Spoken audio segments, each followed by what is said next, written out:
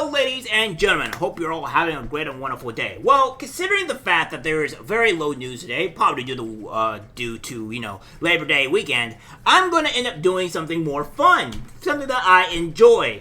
That is also related to some politics, etc., etc. So what we have here is video games, and we're going to be talking about Dustborn.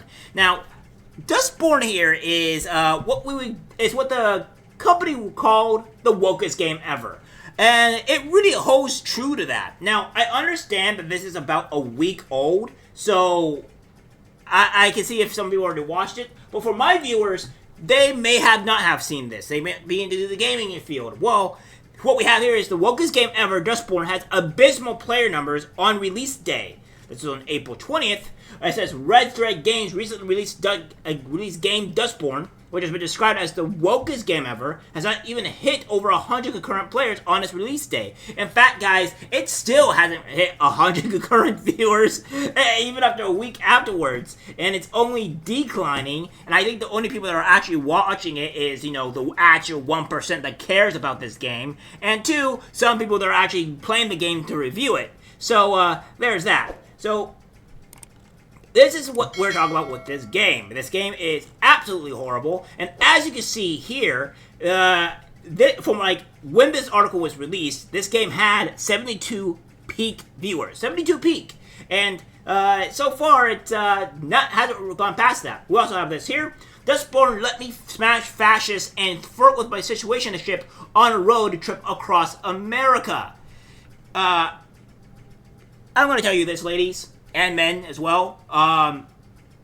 Situationships are just... Well, this is actually mostly to women, actually, because women are the ones that get into this more.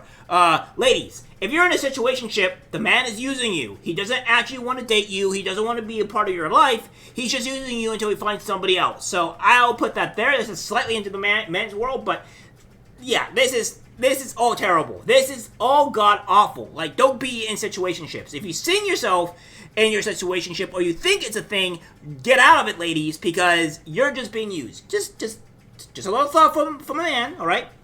So it says, Dustborn is a narrative-driven action-adventure road trip across a xennic dystopian America. Yeah, well, it's also incredibly racist here, and it is not great. So it says the future is queer if you're along for a ride. And of course, this game did absolutely horrible. It has 21,000 dislikes to 789 likes.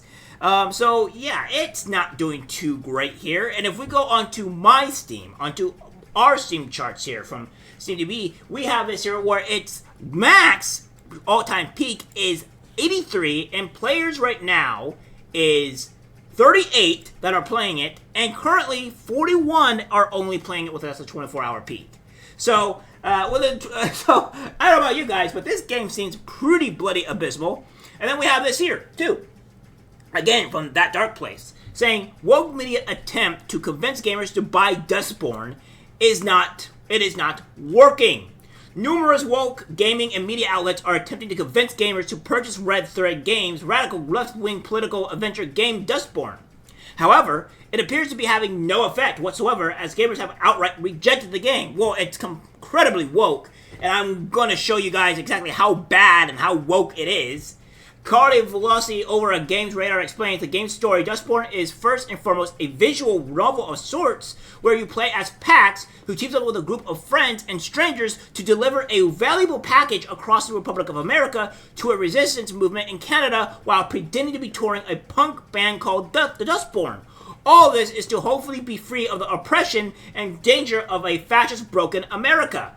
Because apparently our America is fascist. For some apparent reason. I'm not quite sure what we're going with this here. But yeah, this is what they're going with this, right? They're trying to, the woke media is trying desperately to try to make people buy the game.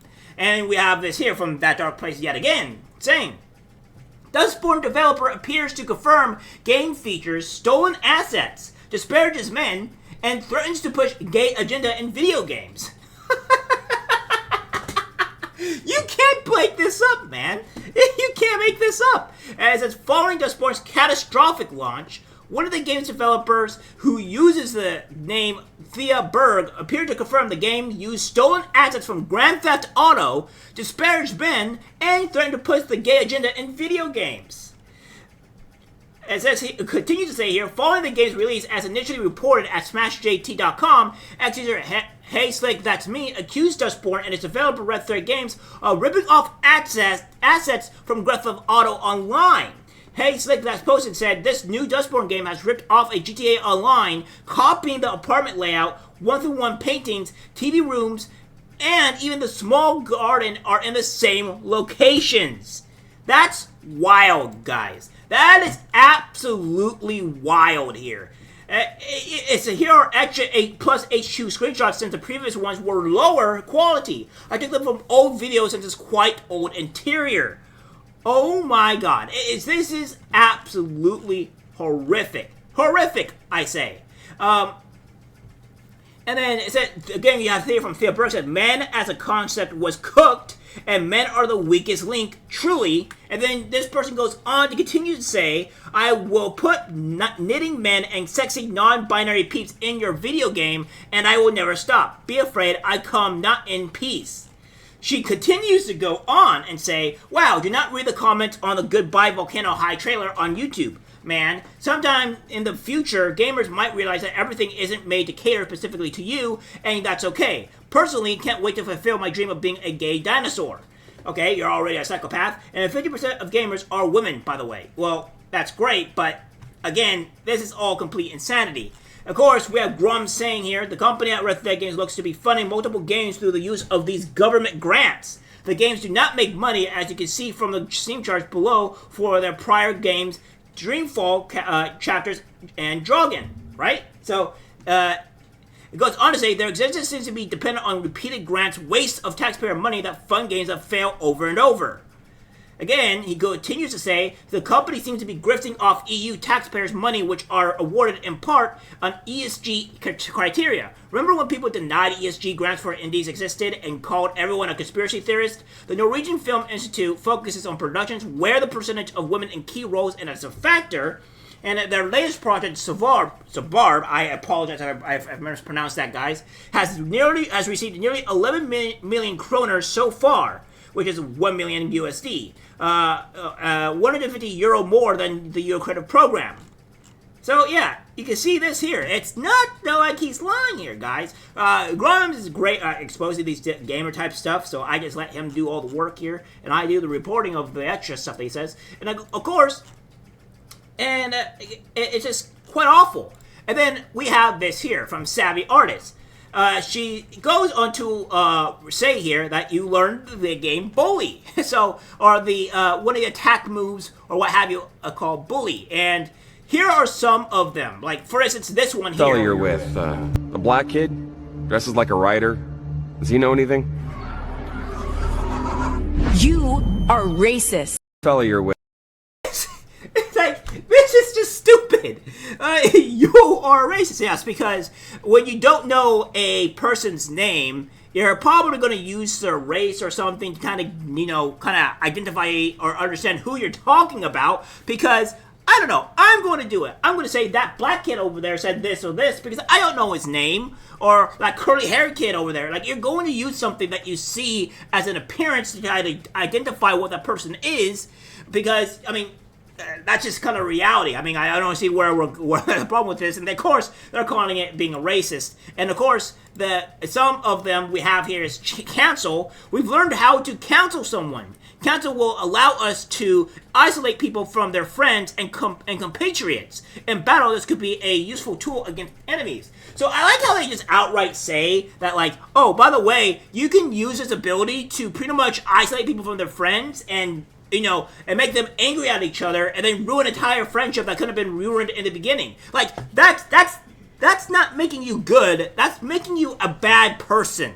And again, we have this here. Normalize. We've learned how to normalize negative emotions. Normalize gives us the ability to make people think certain behaviors or feelings are normal, but I'm not sure it will do much for us in a fight. And then we have another thing here. That is, bully. This is from Savvy Artist. And then she's saying, bully. We've learned to bully people. Bullying gives us the power to force people to do something they may not want to do, or to make them feel bad about themselves. In fights, this could be highly effective on target enemies. So this game is pretty much encouraging bullying. So I don't know about this, but I thought the whole point was to stop and not to encourage bullying on our planet, on our societies, because it's mostly deemed as negative. But in this game here, Dustborn, is actively encouraging bullying. I don't know what else to tell you people, but how can you identify or like these people and think that they're the good guys? That's the insane part. And of course, we have this here from, SAG artists say, these people use words to manipulate. Even the good one has to drug her friend with her words. The main character is so unlikable. She goes on to say here, when you do an all-shout playthrough of Skyrim, it can be fun. This, however, does not spark joy. I also did not use them later unless the game forced me to. It was too cringe to hear, leave me alone and have this work. And this game is just beyond woke, right? This game is terrible. And I think the big one here is, I think the big one that we have with that this entire thread is saying the moral of this scene: lie to cops, get them to shoot each other, and then encourage suicide so your secrets are safe. This entire scene wasn't insane, and I have no way to shorten it because what the F? I mean, yeah, this is kind of like insane, right? I'm not going to show you because it's 5 minutes long and or whatnot, but that's what this game is doing here. This game makes you become a bad person. It doesn't make you become a good person. And it died and fell apart, rightfully so, because the game is terrible. It actually promotes more hatred towards people than anything, than actually solves problems. So this game deserved to die. It deserved to burn in the fiery pits of hell where it belongs. And hopefully this game, they don't release another game, but that's not too promising. Alright guys, that's it for the video. Like, subscribe, share. As always, take care, my friends. I'm disgusted by what I see in public. Even people closest to us can't be trusted, 'cause it's algorithmic disease, the social media.